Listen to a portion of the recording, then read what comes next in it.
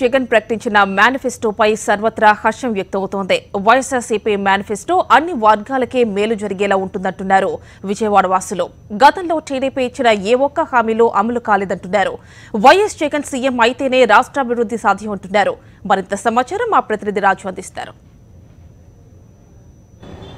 YS Jaganmohan Reddy కొద్దిసేపటి కోసమే manifesto విడుదల చేశారు. మేనిఫెస్టోకి సంబంధించి ఆయన తీసుకోబోతున్న భవిష్యత్తులో కార్యాచరణ పూర్తిగా ఏ విధంగా ఉండబోతుందని చెప్పి ప్రజలకు కూడా దిశానిర్దేశం చేశారని చెప్పి, ఎందుకంటే తాను ప్రవేశపెట్టబోయే పథకాలైనటువంటి నవరత్నాల గురించి పూర్తిగా ప్రజలకు ఏ విధంగా చేరువ కాబోతున్నామని చెప్పి పూర్తిగా వివరించారు. దీనికి సంబంధించి విజయవాడ నగరంలో అసలు ప్రజలు ఏమనుకుంటున్నారు, వైఎస్ఆర్సీపీ ప్రవేశపెట్టిన నవరత్నాలకు సంబంధించి కానీ ఆ పథకాలకు అసలు వీరి గురించి అసలు చేరువయ్యా లేదా, వీరికి అసలు తెలుసా లేదా, వీటిని మనం కూడా తెలుసుకునే ప్రయత్నం చేద్దాం. ఆల్రెడీ తెలుగుదేశం పార్టీకి సంబంధించి బీసీలకి మేము కంచుకోట వెన్నెముక అని చెప్పి బీసీలకు చెప్పిన తెలుగుదేశం పార్టీకి సంబంధించి ఇక్కడ ఆల్రెడీ కొంతమంది నేతలు కూడా ఉన్నారు. అసలు వీళ్ళకి తెలుసా లేదా సార్? మీరు ఆల్రెడీ బీసీ సంఘ నేతగా బీసీలకు సంబంధించి అనేక పోరాటాలు చేశారు. ఇక్కడ బీసీలకు సంబంధించి బీసీ డిక్లరేషన్ సంబంధించి మీ అభిప్రాయం ఏంటారు?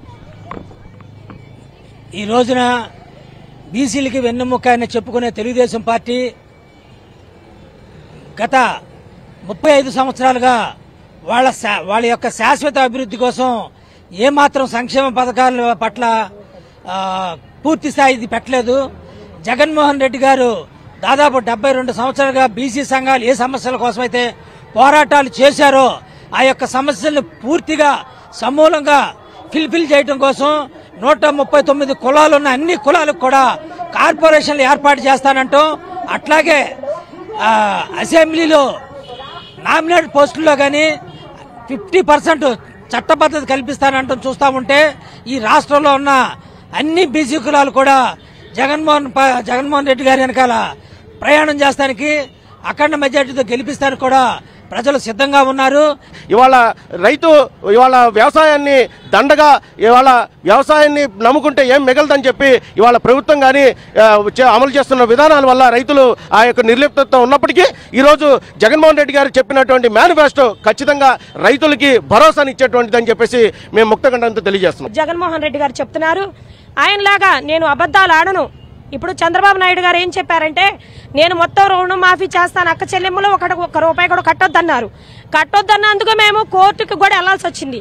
అదేవిధంగా ఇప్పుడు జగన్మోహన్ రెడ్డి గారు చెప్తున్నారు, నా అక్క చెల్లెమ్మల్లో నేను సీఎం అయ్యేసరికే మీరు ఎన్ని లక్షల రూపాయలు అయితే రుణాలు తీసుకుంటారో అది మీ ఖాతాలో 4% నేను వేస్తాను, మీకు లక్షాధికారులను చేస్తానని చెప్పారు.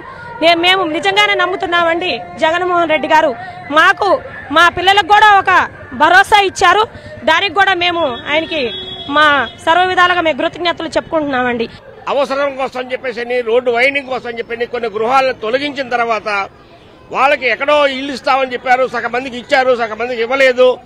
ఉన్న ఇల్లు పోగొట్టుకున్నాం, ఇల్లు లేకుండా రోడ్డు మీద ఉన్నామని చాలా మంది బాధపడుతున్నారు. కొంతమందికి ఇల్లు ఇచ్చారు కానీ ఆ ఇంటిలో చేరేందుకు రిజిస్ట్రేషన్ లాంటిది ఏమి చేయలేదు. అలాగే కొండల మీద ఉన్నటువంటి ఇళ్లు ఉన్నాయి, ఆ ఇళ్లకి పట్టాలు లేవు. కొంతమంది పట్టాలు ఉంటే ఆ పట్టాల మీదేమో అది కండిషనల్ పట్టా అవడం వలన లోన్ కూడా తెచ్చుకునే పరిస్థితులు లేవు.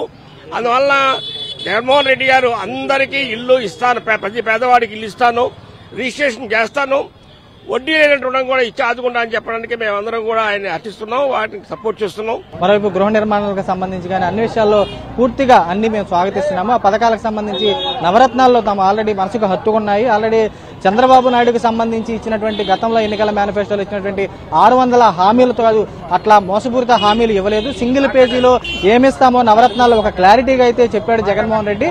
దాన్ని మేము పూర్తిగా హర్షిస్తున్నామని చెప్పి కూడా ఇక్కడ ఓవరాల్ ప్రజలైతే చెబుతున్నారు. వీడియో జర్నలిస్ట్ వెంకట్తో రాజు, సాక్షి టీవీ, విజయవాడ.